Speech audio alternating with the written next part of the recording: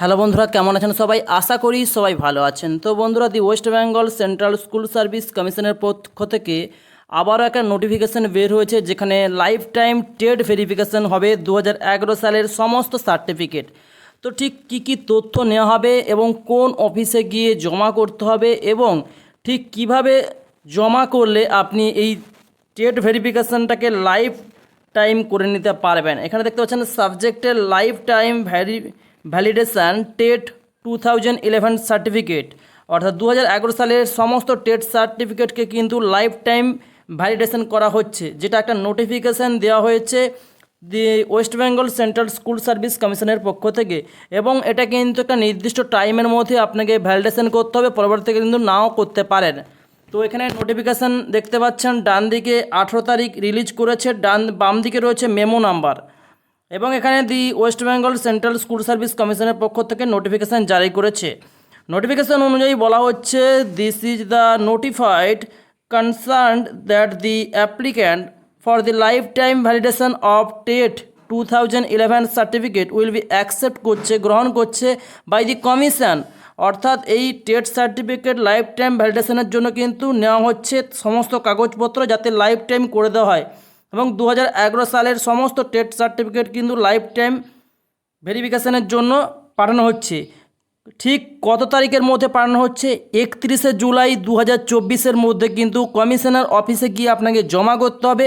এবং জমা করলে on all working days of 2টা, অর্থাৎ 31 জুলাই দুপুর 2টা পর্যন্ত কিন্তু জমা নেওয়া হবে। তারপরে ওয়ার্কিং ডেজের পরে অ্যাজ নোটিফাই আর্লি, অর্থাৎ তারপরে কিন্তু আপনাকে নোটিশ করে দেওয়া হবে। নোটিশ করে দেওয়ার কিছুদিনের মধ্যে কিন্তু আপনি কমিশনার যে ওয়েবসাইট, সেই ওয়েবসাইটে কিন্তু সমস্ত তথ্য দেখতে পাবেন।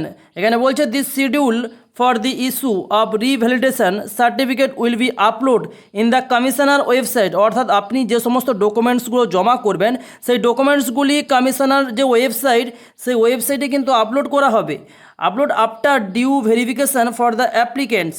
তারপরে অ্যাপ্লিক্যান্টকে ভেরিফিকেশান করা হবে। ভেরিফিকেশানের পরে তারপরে যে কাজটা করা হবে সেটা হচ্ছে, candidate will be given, candidate তারপরে পাবে at the least 7 day notice before they are required to collect the revalidated certificate.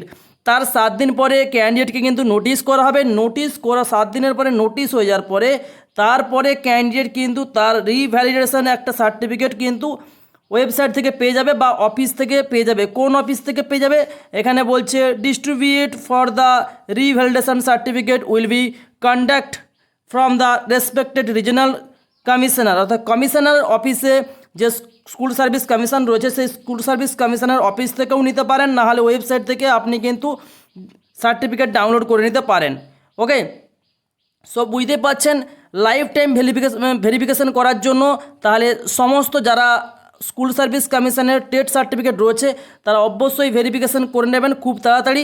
31শে July দুপুর 2টো পর্যন্ত কিন্তু লাস্ট ডেট, তারপরে কিন্তু নাও হতে পারে। তো 31শে জুলাই 2024-এর দুপুর 2টোর মধ্যে কিন্তু আপনারা ভেরিফিকেশান করে নেবেন এবং সমস্ত নথি ডকুমেন্টস নিয়ে যাবেন।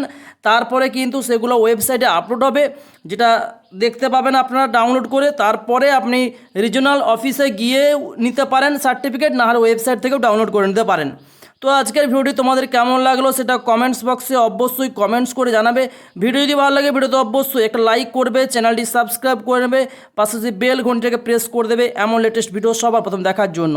তো thanks for watching my video.